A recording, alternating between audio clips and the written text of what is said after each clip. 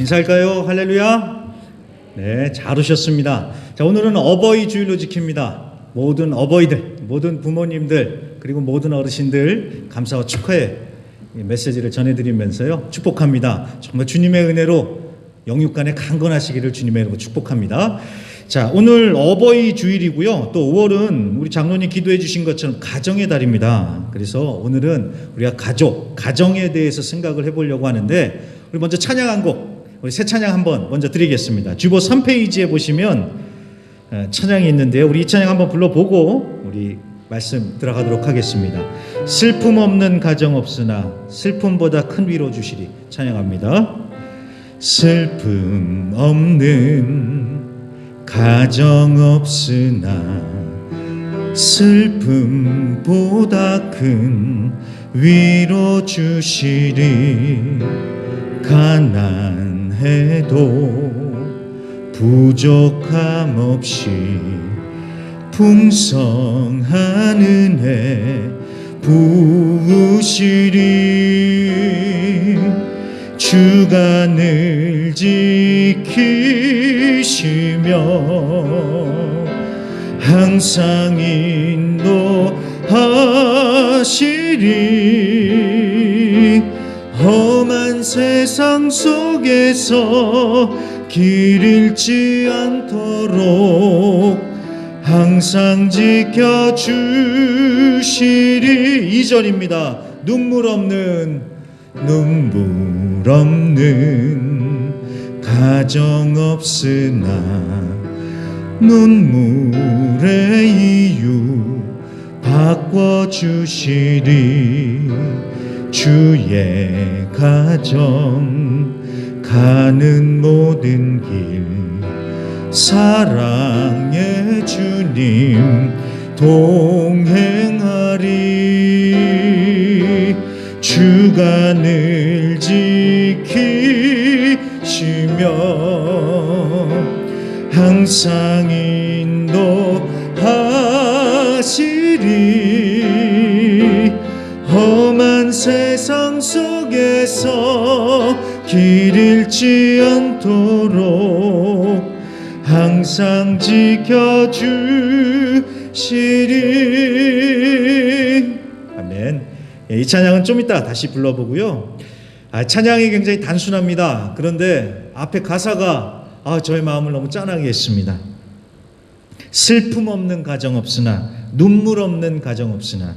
정말 그렇습니다. 슬픔 없는 가정, 눈물 없는 가정, 사연 없는 가정이 어디 있겠습니까? 그렇잖아요. 참 마음이 짠하죠. 근데 사실 여러분, 가족 그러면 참 그 얘기만 들어도 마음이 편하고 기쁘고 행복해야 되잖아요. 그런데 가족 그러면은 편하게만 생각할 수는 없죠. 만감이 교차하는 것 같습니다. 이런 얘기가 있습니다.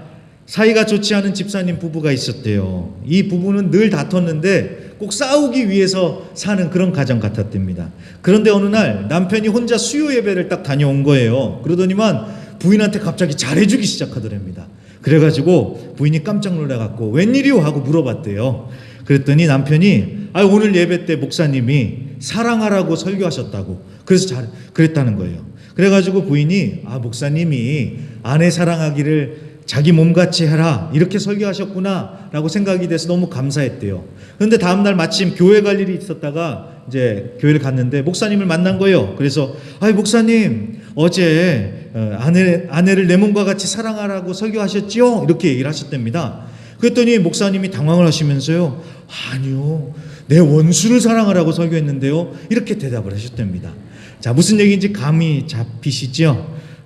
가족 사랑, 가족을 원수라고 이렇게 적용을 해버리니 참 이게 웃지 못할 그런 코미디 같은 일이 벌어진 겁니다. 자, 물론 이거는 웃어보자고 하는 얘기요. 그런데 그냥 쉽게 흘려 들을 수만은 없는 것 같죠. 가족이요, 가족. 근데 여러분, 이거는요, 육신의 가족만이 아닙니다. 믿음의 가족도 마찬가지요. 자, 여기서 분명히 하는데 하나님은 감사하게도 우리에게 가족을 2배로 꽃배기로 주셨습니다. 피를 나눈 혈연으로 맺어진 육신의 가족이 하나이고요. 또 예수 믿고 하나님을 아버지라고 부르는 우리가 바로 하나님의 가족, 믿음의 가족입니다. 그래서 성경을 보시면요, 에베소서 2장 19절 좀 네, 감사합니다. 에베소서 2장 19절.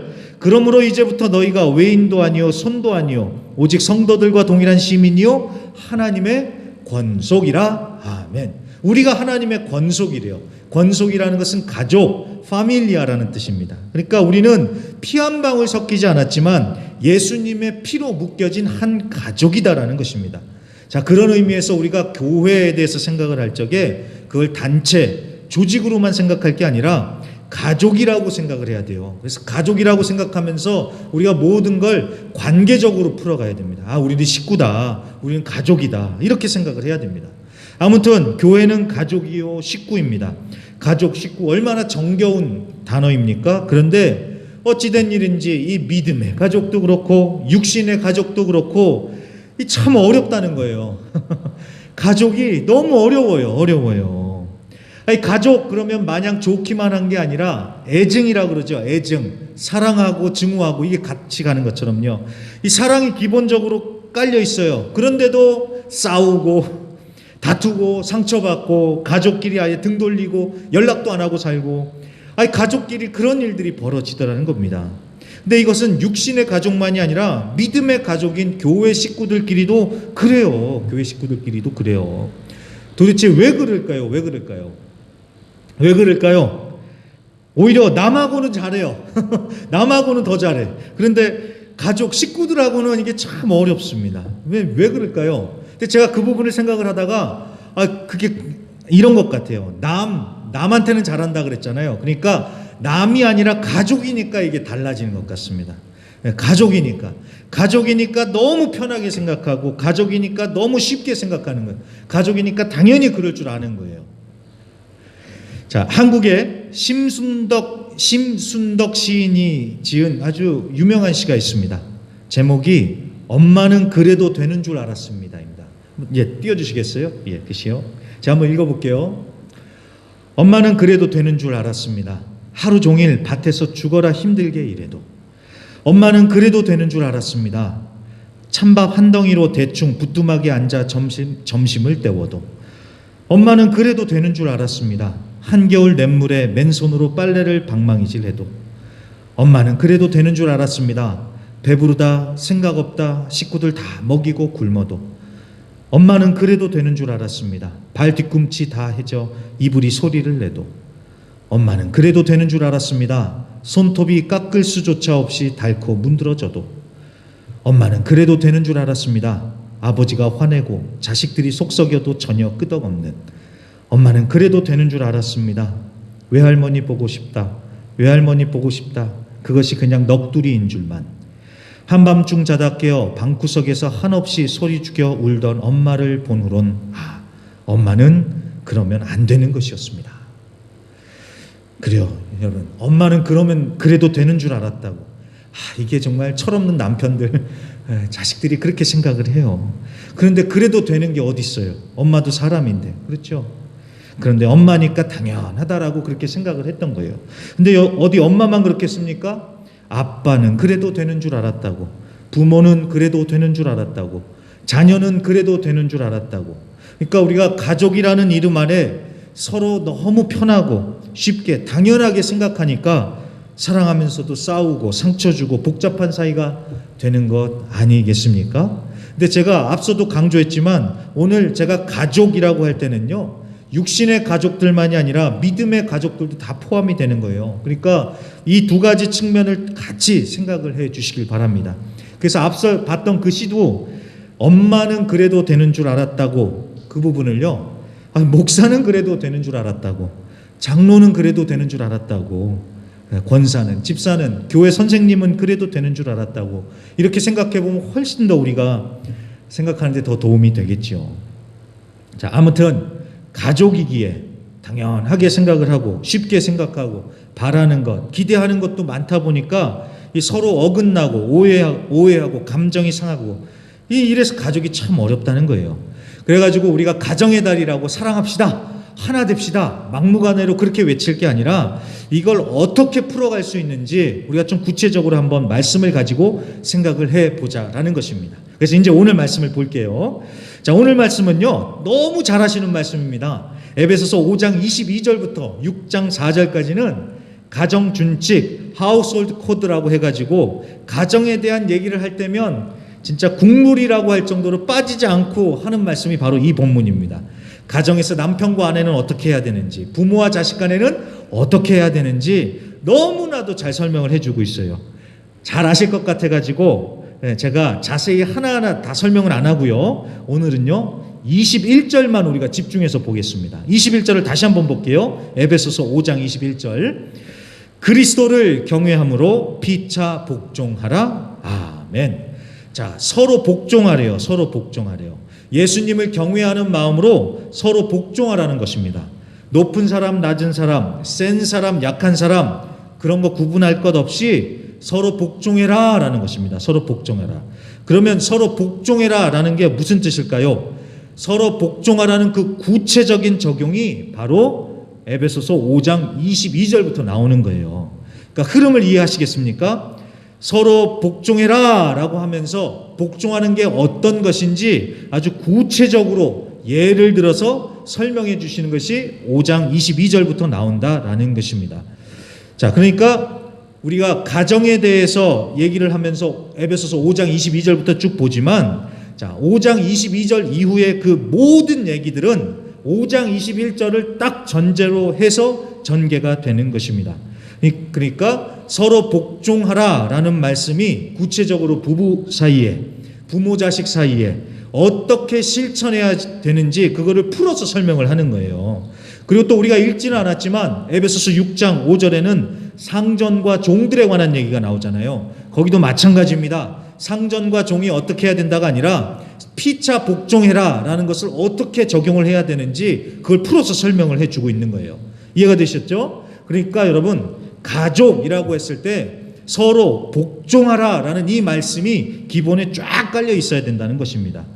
자, 여기서 복종이라고 하니까 우리가 군대 생각을 하는데 여기서 말씀하는 복종은 그런 복종이 아닙니다. 존중, 공경, 사랑, 공손, 예의 바름 이게 지금 다 이 복종이라는 말 안에 들어가 있는 거예요. 그래서 22절부터 잘 보시면요. 복종이라는 말 대신 여러 가지 다양한 표현을 사용을 합니다. 먼저 아내는 남편에게 복종하라고 그렇게 말씀을 하지요. 여기는 복종이라고 했어요. 그런데 남편은 아내에게 어떻게 하라고 합니까? 사랑하라 이렇게 말씀합니다. 그러니까 복종이 아니라 사랑하라고 하지요. 자, 남편이 아내를 사랑하는 게 복종의 실천이다라는 거예요. 이해가 되십니까? 그리고 또 자녀들은요. 자녀들도 부모에게 복종을 해야 돼요. 근데 어떻게? 순종과 공경이라는 형태로 복종하는 거예요. 그리고 부모들도 자녀들에게 복종해야 됩니다. 근데 어떻게 해요? 노엽게 하지 않는 것으로요. 자녀들을 노엽게 하지 않는 것으로요. 자, 이 말은요. 애들한테 싫은 소리 하지 말고 그냥 오냐오냐 키우라는 얘기가 절대 아닙니다. 자식을 내 거라고 생각해가지고 내 마음대로 막 조종하려고 이게 아니라 자녀들도 인격적으로 존중하라. 지금 그 얘기입니다. 그 얘기예요. 네, 자식을 어떻게 키우는지는 그 한국 텔레비전에 여자 박사님이 잘 얘기하시더라고요. 그분을 참고해 주시고요. 자, 오늘은 이 기본이 되는 원리를 우리가 분명히 하자는 거예요. 그 원리가 무엇입니까? 서로 복종하라. 서로 복종하라. 부부 간에 서로 복종하고 부모 자식 간에 복종하고 형제 간에 서로 복종하고 성도 간에 서로 복종하고 그 복종은 충성하면서 군대처럼 그렇게 하는 게 아니라 존중, 사랑, 공경, 순종, 예의 바름으로 표현이 된다는 거예요. 자, 그게 바로 오늘 에베소서 5장 21절에서 말씀하는 복종의 뜻입니다. 복종이요. 그러니까 여러분 복종이라고 해가지고 내 말 잘 들어, 내 말대로 해 이런 수직적인 이 상하 관계가 아닌 수평적인 태도로 대하라는 거예요. 자, 수평적으로 대하라면 여러분 말이나 행동 달라지겠지요. 또 그리고 이 복종이라고 해갖고 갑과 을의 관계가 돼가지고 갑질하라는 것도 아니에요. 오히려 여러분 이건 반대입니다. 이거 잘 들으셔야 돼요. 자, 내가 갑이다라고 생각을 한다면요, 여러분 그 갑질을 하는 게 아니라 오히려 그 을에게 맞춰주고 을을 배려하라는 거예요. 이게 바로 오늘 성경에서 말씀하는 복종입니다. 어느 글에 보니까 이런 얘기를 합니다. 어떤 경우에도 대원칙은 예수님께서 우리에게 그렇게 하셨던 것처럼 강한 자가 약한 자에게 맞추는 것이다. 그곳이 바로 교회다. 힘 있는 자가 발언의 수위를 낮추고 연약한 자를 위해 기꺼이 자신의 자유와 권리를 포기하는 곳이다. 그리고 그 실행 에너지가 바로 가정에서부터 시작되는 것이다. 자, 속된 말로 여러분 꼰대짓이라고 하죠. 강한 자, 큰 자라고 하면서 큰 소리 치면서 꼰대짓 하라는 게 아니에요. 내가 강한 자다, 큰 자라고 생각한다면 약자들을 배려하고 양보하고 섬기라는 겁니다. 약한 자를 힘으로 눌러가지고 나한테 복종하게 만들라, 이게 아니라 반대로 강한 자가 약한 자를 존중하면서 섬기는 것, 이게 바로 오늘 본문에서 말씀하는 복종이요, 이게 바로 예수님이 보여주신 모범이다라는 것입니다. 예수님이 그렇게 하셨다는 거예요. 그래서 여러분 21절 말씀 다시 보세요. 21절 말씀에 보면은 첫 부분에 그렇게 말씀하죠. 그리스도를 경외함으로, 그리스도를 경외함으로. 그리스도를 경외함으로가 바로 그런 뜻이에요. 예수님이 하신 것처럼 예수님께 하듯, 이렇게 이 말씀을 바꿔서 읽어보면 훨씬 더 이해하기가 수월해지실 겁니다. 서로 피차 복종해라, 예수님께 하듯이, 예수님이 하신 것처럼. 이러면 훨씬 더 수월해지죠. 자, 그렇게 보면은요, 이제 22절 이후의 말씀들이 다 풀려요. 아내는 예수님께 하듯이 남편을 대하고, 남편은 예수님이 교회를 사랑한 것처럼 아내를 사랑하고, 이러라는 거예요. 예수님처럼, 예수님이 하셨던 것처럼, 예수님께 하는 것처럼. 성도들도 마찬가지죠. 예수님이 하신 대로 예수님을 대하듯이 서로를 대한다면 달라지지요. 왜 안 달라지겠어요? 근데 여러분, 여기서 중요한 것은요, 이건 믿는 사람들끼리만 그러는 게 아니에요. 안 믿는 남편 무시하고 안 믿는 부인은 막대해도 된다? 절대 그거 아닙니다. 베드로전서 3장 1절과 2절 말씀 좀 띄워주십시오. 베드로전서 3장 1절과 2절. 아내들아, 이와 같이 자기 남편에게 순종하라. 이는 혹 말씀을 순종하지 않는 자라도 말로 말미암지 않고 그 아내의 행실로 말미암아 구원을 받게 하려 함이니 너희의 두려워하며 정결한 행실을 봄이라. 아멘. 자, 잘 믿는 남편만 순종하는 게 아니라 안 믿는 남편에게도 순종하래요. 그렇게 해서 아내의 선한 행실을 통해서 남편을 구원으로 인도하게 된다는 거예요.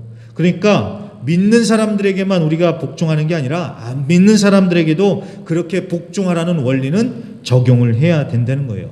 그래서 여러분, 우리가 육신의 가족이든 믿음의 가족이든 그리스도를 경외함으로 서로 복종하라는 이 말씀을 우리가 지키려고 해야 된다는 거예요. 그렇게 된다면 육신의 가족이든 믿음의 가족이든 변화되는 역사 일어나지 않겠습니까? 그리고 제가 늘 강조하듯이요, 여러분, 가정을요, 우리는 사역지로 생각해야 돼요. 가정이라는 걸 그냥 마냥 편안하게만 있을 곳으로 생각할 게 아니라 사역지라고 생각해야 됩니다. 자, 여러분, 사실요, 가장 상처 주고 시험 가장 많이 받는 곳이 어디예요? 가족들끼리요. 가족들끼리. 가족들끼리 상처를 제일 많이 받아요. 그런데 여러분, 놀라운 사실은요, 그것도 하나님의 깊은 섭리 가운데 있다는 사실을 아십니까? 무슨 말이냐? 하나님은 가족들을 통해서 우리를 훈련시키세요. 가족들을 통해서. 순복음 대국교회 이건호 목사님이라는 분이 그런 얘기를 하시는데 참 많이 공감을 했습니다. 이분이 하시는 얘기가 그래요. 가정이 내 마음대로 안 된다는 거예요. 내 배로 난 아이도 내 마음대로 안 되고 말 진짜 안 듣고 그래가지고 배우자도 뜯어 고치려고 하고 자식들도 뜯어 고쳐보려고 하는데 내 마음대로 안 된다는 거예요. 그러니까 막 속상하고 그렇다는 거예요. 그런데 그 목사님이 하시는 얘기가 하나님의 시각으로 보면은 뜯어 고치려고 하는 게 이게 말이 안 된다는 겁니다. 이분이 하는 얘기가 이래요. 지금 나를 괴롭히는 자녀, 배우자는 나를 하나님의 백성으로 만들려고 쓰시고 계신 하나님의 사역자들이다. 이렇게 생각을 해야 된다는 겁니다.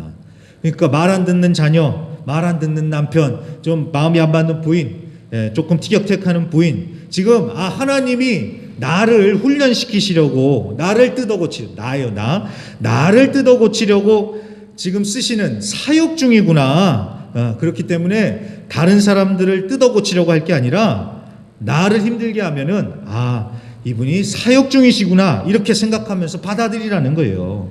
여러분, 이거 꼭 집에 가서 실천하세요. 집에 갔는데 가족 중에 누가 나를 뿔나게 했다. 사역 중이구나. 나를 훈련시키려고 사역 중이구나. 이렇게 생각하면서 좀 선으로 이기시기 바랍니다. 무슨 말인지 이해가 되셨죠? 근데 여러분, 이건 가정에서만이 아닙니다. 교회 식구들끼리도 마찬가지예요. 교회도 별의별 사람들이 다 모이는 곳 아닙니까? 나하고 잘 맞는 사람이 있는가 하면은 나하고 안 맞는 사람들도 있어요. 자, 그런데 여러분, 이렇게 다양한 사람들이 만나서 한 가족이 되어서 함께 하도록 하신 것, 이것도 다 하나님의 뜻이에요.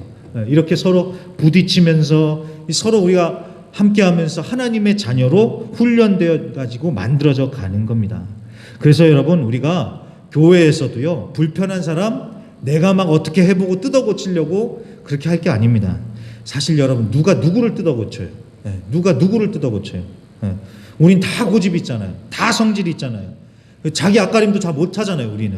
그리고 우리가 얼마나 이기적이에요. 다 내 생각, 내 중심, 내 감정, 내 입장 생각만 하잖아요.